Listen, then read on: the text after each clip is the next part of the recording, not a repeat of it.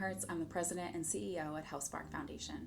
HealthSpark Foundation is what's called a health conversion foundation, meaning that we were created out of the sale of the North Penn Hospital to what is now Abington Jefferson Health Systems. We have an endowment that is about $40 million, and all of the work that we do is funded through that endowment. Historically, we have put all of that endowment into a portfolio of assets that is managed by an investment manager, and every year 5% of the value of those assets is put out into operations and grant funding, as is required by the IRS. Most foundations like ours work like that. But really what we understood then is that 95% of our asset value of that $40 million is just being reinvested in the stock market every year in ways that don't necessarily align with our vision or our mission. A few years ago, we did a report that allowed us to understand exactly what kinds of investments HealthSpark had its assets in, and we were not happy with the results. We found a lot of different kinds of investments that really were unaligned with our mission and our work that we do through our grant making.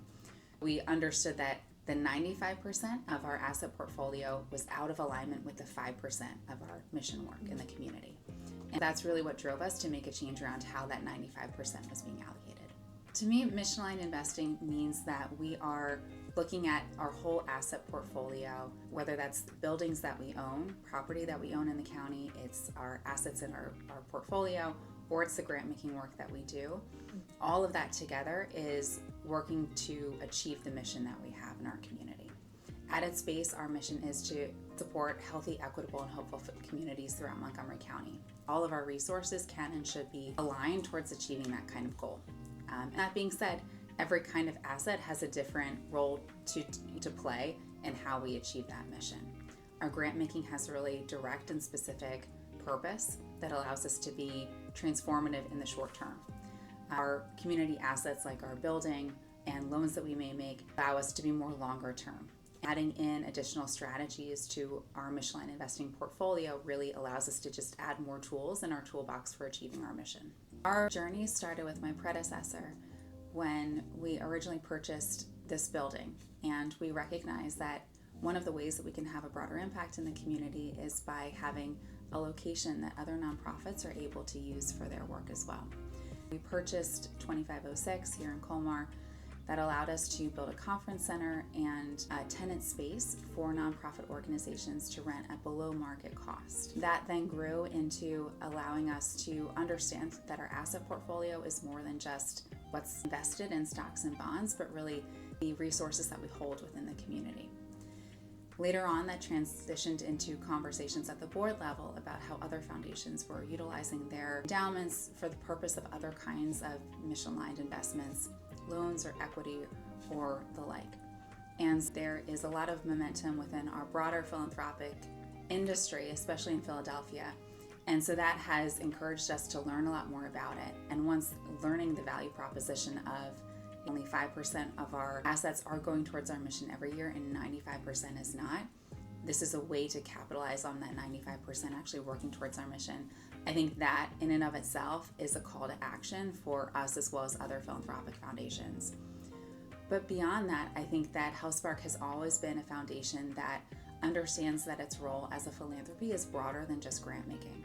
For us, in our history, that has included serving as a convener, serving as an advocate, serving as a research partner. And so building in mission-aligned investing into that broader array of services and roles that we provide in the community, to me, is just an expansion of the work that we've historically done as operating more than a grant maker in a lot of different ways. It's not simple. It is a complicated process, and what we're learning day after day is that there's no one-size-fits-all approach. There's no template that says if you want to be a mission-aligned investing foundation, this is exactly what it looks like. So it's really a series of conversations and learnings that need to happen and evolve over time. And what I'm really excited about our approach here is that we've been not afraid to take those small steps and say that this step that we take today may not be how this looks 5 or 10 years from now, but it's the step that's right for us right now based on our education and our understanding. One thing that surprised me is how ready our nonprofit partners are for us to be embarking on this, and the positive reception that we've received as we've been announcing our loans, as we've been announcing different opportunities, has been such a great motivator to continue in this work. Understanding that from their standpoint, this is something that HealthSpark can and should be doing based on the role that we play in the community and the amount of resources that we have. Our goal is to have 100% of our assets aligned with our mission by 2029. I'd love to have a really concrete understanding of what that looks like for us, because it's an evolving understanding, and to have benchmarks around that is really important to me. The second piece is to have a robust local impact investing strategy that our partners are aware of and that allows us to amplify our grant making work and our convening work in a positive way. Right now we're launching a revolving loan fund to support affordable housing development in the county, and so in 5 years I hope that that has grown and that we brought new partners in to support that work. And similarly, as we're investing also in local businesses and for-profit ventures that are also mission aligned, I hope that we're able to grow that work out, bring in new partners and new investors into Montgomery County as well. So really, I think that this is not just an opportunity for HealthSpark to be advancing its mission, but for us to be serving as a catalyst to bring in new investment into causes that we care about here in the county. I think that it's easier to take smaller steps than we think it is. There's a lot of concern from philanthropies around things like, how do I conduct due diligence project, or how do I convince my board to move forward on this? And I think the way that we've approached it here at HealthSpark has been, this is simply an extension of our grant making expertise. And similarly, when we come across new ways of operating our grant making, we can bring in expertise to help train us on how to do that effectively. But ultimately, it's the job of the foundation to learn how to manage our assets and our grants in a way that really supports our mission. And so I'd say that for foundations that are looking at this as like we have to take the whole apple in one bite, I'd say that it's a lot easier to look at small projects, bring in the expertise that you need to do that one project, and then move forward, as opposed to trying to really design the whole system unto itself. The support from the board has really been the foundation to being able to do this work.